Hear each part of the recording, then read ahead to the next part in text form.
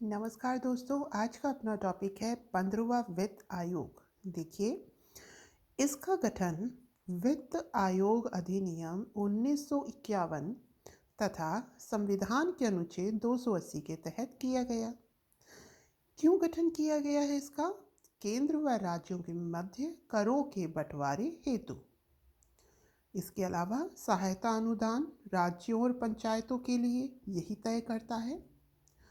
अब देखिए, 15वें वित्त आयोग के अध्यक्ष हैं N.K. Singh.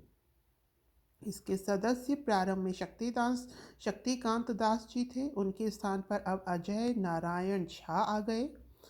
Ajay Narayan Jha, doctor Anoop Singh, doctor Ashok Lahiri और रमेश चंद, ये सब दोस्तों इसके सदस्य हैं। इनके सचिव की बात करें तो इनके सचिव हैं अरविंद मेहता। एक बार दोबारा देखते हैं, वित्त आयोग के अध्यक्ष कौन हैं? N.K. सिंह हैं। इनके सदस्य पहले शक्तिकांत दास जी थे, उनकी जगह अजय नारायण झा, अनूप सिंह, अशोक लाहिड़ी, रमेश चंद और सचिव हैं अरविंद मेहता। तो दोस्तों इसका गठन किया गया था 27 नवंबर 2017 को और इसने अपनी रिपोर्ट पेश करी 5 दिसंबर 2019 को। ठीक है, इसको संसद के सम्मुख पेश किया गया 1 फरवरी 2020 को। 1 अप्रैल 2021 से इसे लागू किया गया। किस वर्ष हेतु? 2025-26 तक के लिए। अब देखिए, इसमें सलाहकार परिषद का भी गठन किया गया है। ये क्या करती है? यह आयोग को सलाह देने का कार्य करती है, सलाहकार परिषद। इसके अलावा ऐसे दस्तावेज तैयार करना, अनुसंधान में सहयोग करना और जो आयोग के ज्ञानवर्धन में सहायक हो। सलाहकार परिषद दोस्तों क्या करती है? ये आयोग को सलाह देती है, ऐसे दस्तावेज तैयार करती है जो अनुसंधान में सहयोग करें। ठीक है, आयोग के ज्ञानवर्धन में सहायक हो। इसके अलावा राजकोषीय अंतरण से संबंधित मामलों पर सर्वोत्तम राष्ट्रीय एवं अंतर्राष्ट्रीय प्रक्रियाओं का पता लगाना। मतलब राजकोषीय अंतरण से संबंधित जो भी मामले हैं उन पर सर्वोत्तम राष्ट्रीय एवं अंतर्राष्ट्रीय प्रक्रियाओं का पता लगाना। आगे चलते हैं तो अब हम देखते हैं कि इसका काम क्या है 15वें वित्त आयोग का। यह क्या करता है? संघ और राज्यों के मध्य करों का बंटवारा करता है। तो अब हम देखते हैं कि संघ के करों की हिस्सेदारी कितनी है। तो यह है 41% और 1%।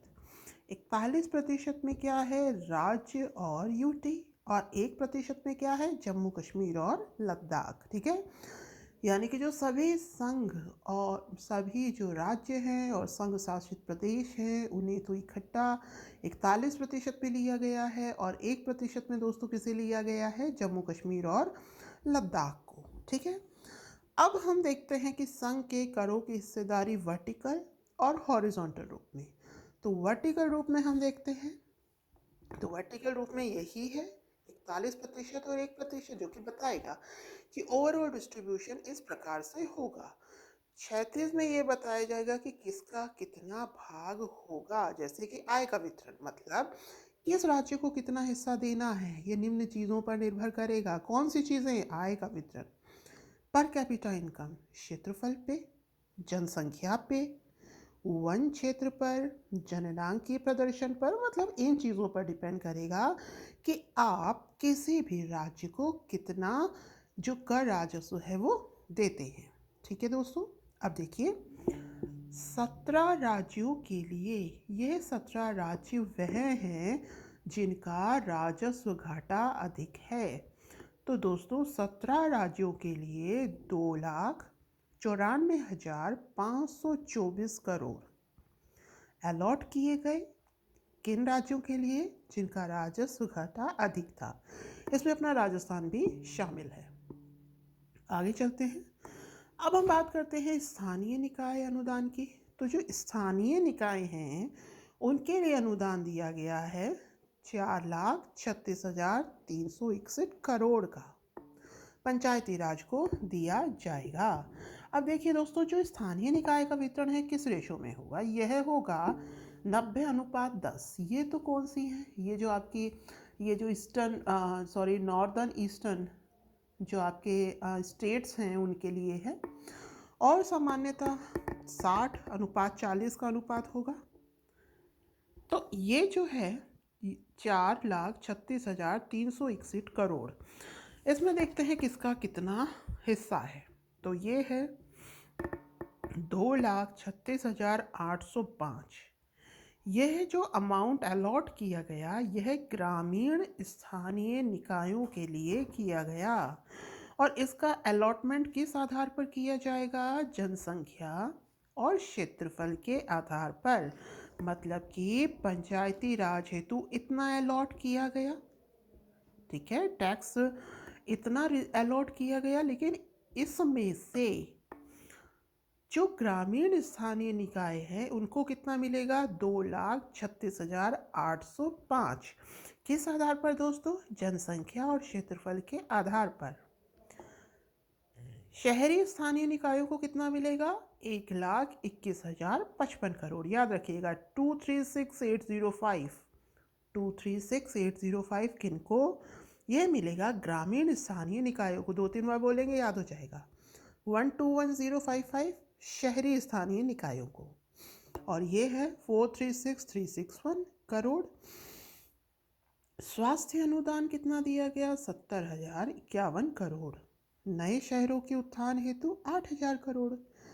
स्वास्थ्य अनुदान 70,051 करोड़, नए शहरों के उत्थान हेतु 8,000 करोड़। 2,36,805 ग्रामीण स्थानीय निकायों के लिए, 1,21,055 करोड़ शहरी स्थानीय निकायों के लिए। आगे चलते हैं, और क्या कहा गया, 2024 तक राज्य वित्त आयोग की स्थापना की जाएगी। मतलब जिन राज्यों में वित्त आयोग नहीं है उनकी स्थापना की जाएगी। राज्य के शहरी स्थानीय निकाय में वृद्धि की जाएगी। सार्वजनिक रूप से लेखा परीक्षण किया जाएगा। लेखा परीक्षण कैसा किया जाएगा, सार्वजनिक रूप से किया जाएगा। आगे चलते हैं, आपदा प्रबंधन की बात करते हैं। तो आपदा प्रबंधन में जो सामान्य राज्य हैं इसमें 75:25 का अनुपात है, तथा पूर्वोत्तर और हिमालय राज्यों में 90:10 का है। एक सेकेंड दोस्तों, ये जो है इसको आप जरा करेक्ट कीजिएगा। जो वितरण है ना स्थानीय निकायों का, यह 90:10 के ही अनुपात में है। एक्चुअल में क्या है, यहाँ पे 90% जो राशि है ना, ये पहले दे दी जाती है, ठीक है। 10% राशि आपकी परफॉर्मेंस देखकर की जाती है कि आपने कितना परफॉर्म किया। उस आधार पर बाकी की 10% राशि दी जाती है। तो इसे दोबारा देख लीजिएगा, 90%, 90:10 का अनुपात मतलब ये है कि एक बार तो जो भी राशि अलॉट करी गई है उसका 90% तो दे दिया जाएगा, लेकिन जो बाकी का 10% है ये तब दिया जाएगा जब ये देखा जाएगा कि जो काम था वो हो रहा है कि नहीं, ठीक है। तो अब है आपदा प्रबंधन के लिए। तो आपदा प्रबंधन के लिए सामान्य राज्यों के लिए जो अलॉटमेंट है वो है 75:25 का। सामान्य राज्य के लिए कितना है दोस्तों, आपदा प्रबंधन के लिए 75:25 का। अगर हम पूर्वोत्तर तथा हिमालयी राज्यों की बात करें, पूर्वोत्तर तथा हिमालयी राज्यों की, तो ये अनुपात है 90:10। अंडरस्टूड, कितना है, 90:10।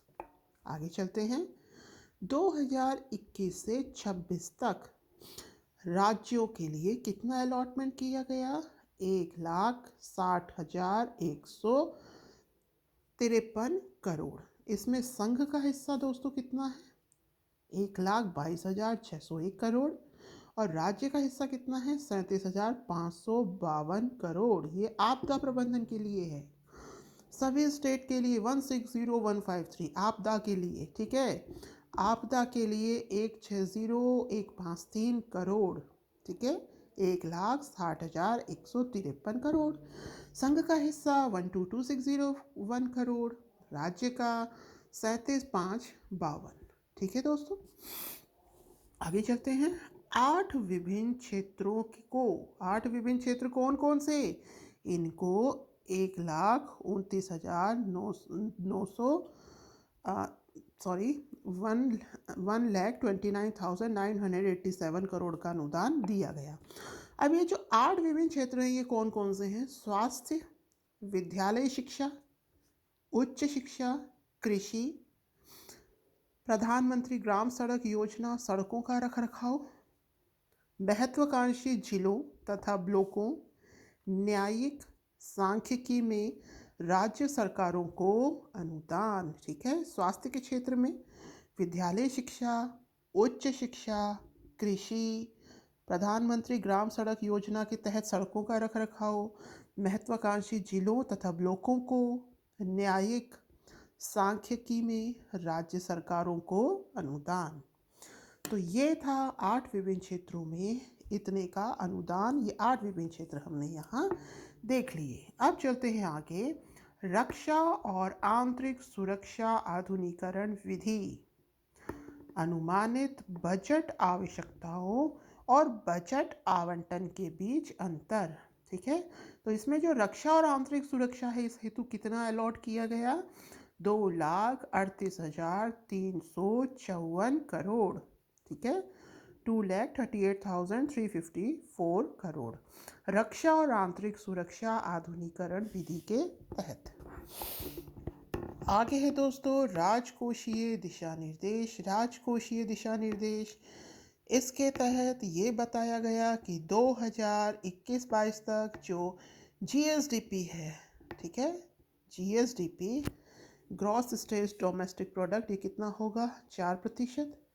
ओके, 2022-23 तक कितना हो जाना चाहिए? 3.5%। और 23-24 तक ये 3%। ओके, 0.50% वार्षिक उधार, जैसे कि हमने fiscal responsibility budget management act में देखा था। ठीक है ना, वहाँ पर हमने देखा था ना कि 3% हो जाना चाहिए। तो यहाँ पर हमने देखा कि ये 4% होगा, 22-23 तक 3.5%। ठीक है, जो डेफिसिट हमने देखा था 2023-24 और 25-26 तक 3%। 0.5% अतिरिक्त वार्षिक उधार दिया जा सकता है। ठीक है, किसी स्टेट को कितना दिया जा सकता है? 0.50% अतिरिक्त वार्षिक उधार। इसके अलावा उच्चाधिकार प्राप्त दल नया एफआरबीएम एक्ट बना सकता है। ठीक है दोस्तों, तो ये 15वां वित्त आयोग और उसकी सिफारिशें थी। जैसा भी लगा हो कमेंट कीजिएगा। धन्यवाद। Have a nice day.